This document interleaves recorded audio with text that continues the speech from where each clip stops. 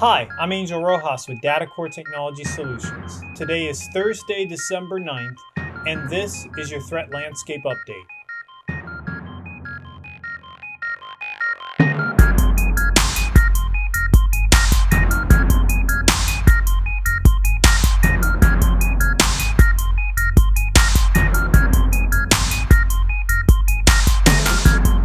Hi, and thanks for joining me on today's installment of the Threat Landscape Update. I'm glad that you're able to watch and read our updates. So thanks for joining us, and we'll jump right in. Today we're talking a little bit more about cyber liability insurance. We are continuing to see insurers address cyber insurance or cyber liability with their insurance policies. What this means is they're going to be requiring attestations from you that you are doing certain things. And some of those things that are commonly requested by the underwriters but are not commonly applied at most of the installations that we have are external email tagging. This is an easy thing to add. However, it's important to let your team members know before it gets added so they understand that there are going to be additional tags on their email subjects or additional items added to the body of the message to allow them to identify that the message is from an external source. The reason we do this is to help you identify messages that could be spoofing of your domain back to your domain. So for example, let's say somebody from your company emails you, but it's actually coming from an external source. That message would be tagged as external, and then in turn, you would know that that message was not originated from within your system. So we can do that. It's very, very simple to add, but we do want to make sure and communicate that with your team members so they understand what it means and how to take advantage of that protection. The next protection that we are seeing commonly required by insurance carriers is multi-factor authentication. Multi-factor authentication uses multiple modes to confirm that you are who you say you are. And again, that is an easy protection to add to many systems. Just reach out to our team and we'll be happy to get that set up for you. Finally, endpoint detection and response. That is an add-on to our Bitdefender antivirus software. And what that does is it helps to prevent some ransomware attacks and provide additional information by analyzing actively the behavior of certain software. So it provides some forensics information. So if something happens, we're able to get additional data to reconstruct the event.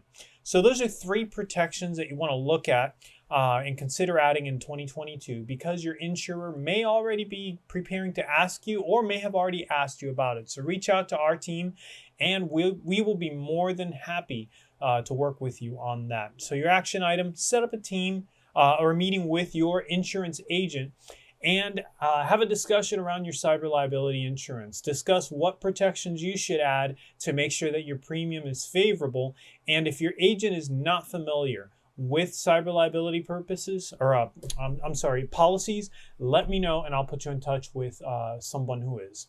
So the second one, we have been testing our data center redundancies this week and we're happy to report that those tests have been successful. So just want to let you know that's another way that we're protecting you. We are going through and proactively testing our data center redundancies and making sure that we can learn from any of those tests and apply any of those fixes so that if there's an actual incident, we can respond quickly and our systems recover fast.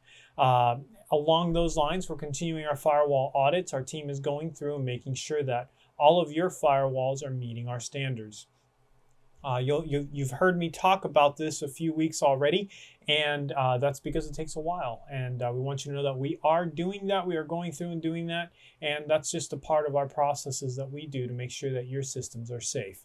I wanted to talk to you a little bit this week and give you a little bit behind the scenes, inside baseball of our backup systems. So I don't like to talk too in depth about it because again, some of the things that we do, there's a benefit to keeping that obscure. I post these videos on YouTube and the emails can be searched. So I don't want too many folks to know too much about how the backups are done, but we do have some basics that I want to share with you because I believe you should know the steps we take to protect your backups. So backups are the key to recovering from a ransomware event quickly if we don't have a way to decrypt data. So that's why we take extra measures to protect backups. And it all begins on site at your office. If you have on-premise servers, if you have any systems on site that we back up, we include a network attached storage device, a local place that we back up to. And this device ends up getting different credentials than the rest of your network. That's so that if your backups are compromised or if your systems are compromised, those same credentials are not used to access your backup. So when we set this up, our backup software is the only place those credentials are kept. So sometimes network attached devices use similar passwords to a Windows account, and then those devices can get compromised. We don't do that. We do separate credentials, and we keep those credentials completely separate from other systems so that we can preserve the fidelity of those backups. So that's our first line of defense. From there, those backups travel to our cloud. And in our cloud, the backups are stored in yet again another layer, another set of servers and another set of layers that have their own encryption and have their own credentials. Everything is separated by different credentials and disconnected by separate networks. From there, we have yet another tier that we use. We call it our cold storage tier, which is a tier of storage that is slower in recovery or slower to recover and read, but fast for us to write to. It also lowers our cost to use this type of storage, and that's why we call it cold storage, because it's not storage that we want to use. If we're ever going for cold storage, or if we're ever going to cold storage to restore something, it means that something really, really bad has happened.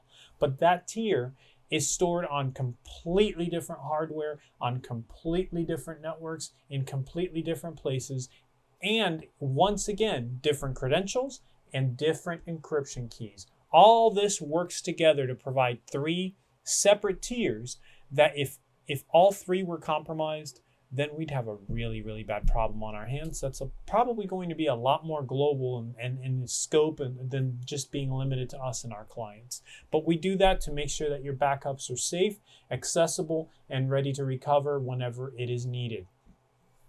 Continuing on, we're going to hit on two more points that, again, we hit on all the time, but they're that important, okay?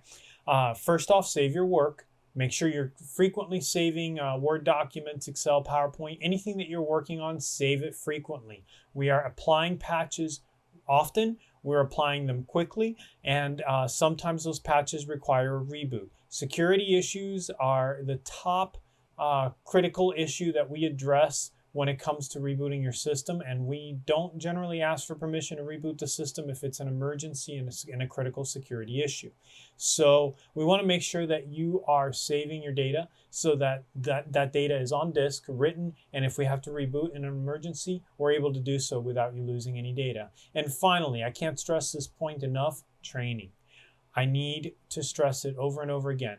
We have training available, cybersecurity related training for you and your teams. It is critical that you and your teams are training and learning how attacks happen, learning how you can be compromised so you can be aware. Training is the #1 defense from cyber attacks, because most cyber attacks are aimed at attacking the human rather than the technology. If you can compromise a person, the technology is compromised much easier than having to hack into a system. So please reach out. Let's set up a time to discuss training for you and your team. Thank you for listening. I appreciate you very much, and I look forward to talking to you soon. See you on next week's update. Have a blessed weekend.